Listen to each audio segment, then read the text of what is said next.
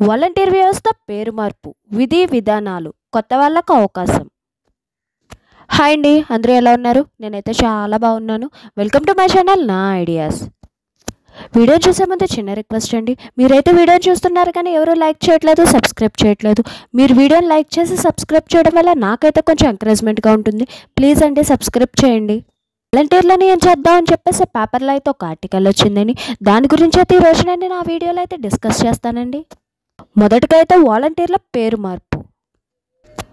గ్రామ వాలంటీర్లను గ్రామ సేవక్ గాను, వార్డు వాలంటీర్లను వార్డు సేవక్ గాను పేరు మార్చే అవకాశాలు ఉన్నాయని ఆ ఆర్టికల్ యొక్క ముఖ్య ఉద్దేశం అండి. వాలంటీర్ వ్యవస్థను కొనసాగించినట్లయితే వాలంటీర్ వ్యవస్థ యొక్క పేరైతే ఖచ్చితంగా మారుస్తారండి. అయితే ఇప్పటి వరకు కొంతమంది ప్రజామిత్ర, జన్మభూమి కమిటీ అని మరెన్నో పేర్లతో అయితే ఇప్పటి వరకు పిలుచుకొని వచ్చారండి. ఈ గ్రామ సేవక్, వార్డు సేవక్ అనే పేర్లు అయితే తెర మీద కొత్తగా వచ్చాయండి.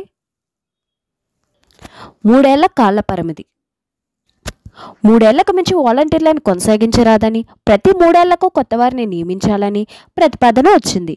ఈ కాలంలోనే ఏదో ఒక వృత్తిపరమైన శిక్షణ ఇచ్చి ఇతర ఉద్యోగాలు సంపాదించుకునే మార్గం చూపించాలని అందులో సూచించారు. వాలంటీర్లను 3 ఏళ్ల పాటే మాత్రమే ఉంచాలని, తర్వాత కొత్త వారికి అవకాశం కల్పించాలని ఆర్టికల్ యొక్క ముఖ్య ఉద్దేశం. అయితే గత ప్రభుత్వం 2019లో వాలంటీర్ వ్యవస్థను తీసుకొచ్చినప్పుడు వారిని సంవత్సర కాలం పాటు విధుల్లోకి తీసుకుంటున్నామని, తర్వాత వారికి మంచి అవకాశాలు వచ్చినప్పుడు ఆ వాలంటీర్ ఉద్యోగాన్ని వదిలి వెళ్ళాలని, ఆ అవకాశాన్ని వేరే వాళ్ళకి ఇవ్వాలని గత ప్రభుత్వం కూడా తెలియజేసింది. వాలంటీర్ అంటేనే సేవ అని, అది శాశ్వత ఉద్యోగం కాదని గత ప్రభుత్వం తెలియజేసింది.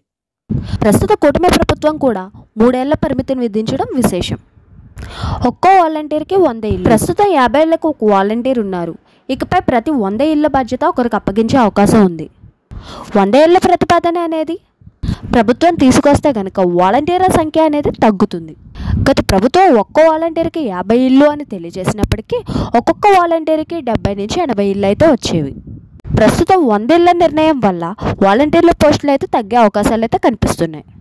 పరిశీలనలో ఉన్న కొన్ని ప్రతిపాదనలు.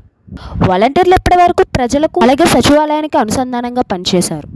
అయితే ఇప్పుడు వారిని పంచాయతీల పరిధిలోకి తీసుకురావాలని, సంక్షేమ పథకాలు అయితే వాలంటీర్లతో కాకుండా వాలంటీర్లకు సంక్షేమ పథకాలకు సంబంధం లేకుండా చేయాలని ప్రభుత్వం ఆలోచిస్తుందని ఆ ఆర్టికల్ యొక్క ముఖ్య ఉద్దేశం. మేనిఫెస్టోలో కూటమి ప్రభుత్వం వాలంటీర్లకు 10,000 అని పెట్టిందని, అయితే వారికి 10,000 రూపాయలు పెంచే అవకాశం ఉందని, ప్రతి 100 ఇళ్లకు ఒక వాలంటీర్లను చేసే అవకాశం ఉందని ఆ ఆర్టికల్లో రాసుకొని వచ్చారు. అసలు వాలంటీర్లను ఏం చేద్దామని ప్రభుత్వం ఆలోచిస్తుంది?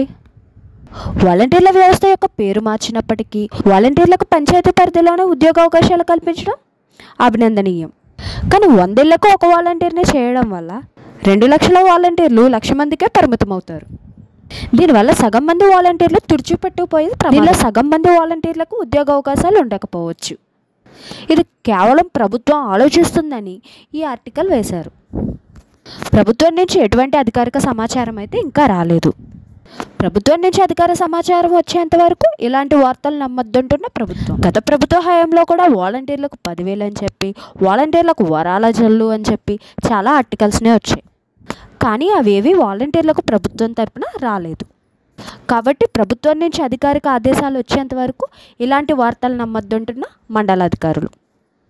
వాలంటీర్స్ యొక్క ఎప్పటికప్పుడు అప్డేట్స్ తెలుసుకోవడానికి నా ఛానల్ అయితే సబ్స్క్రైబ్ చేసుకోండి. Thanks for watching.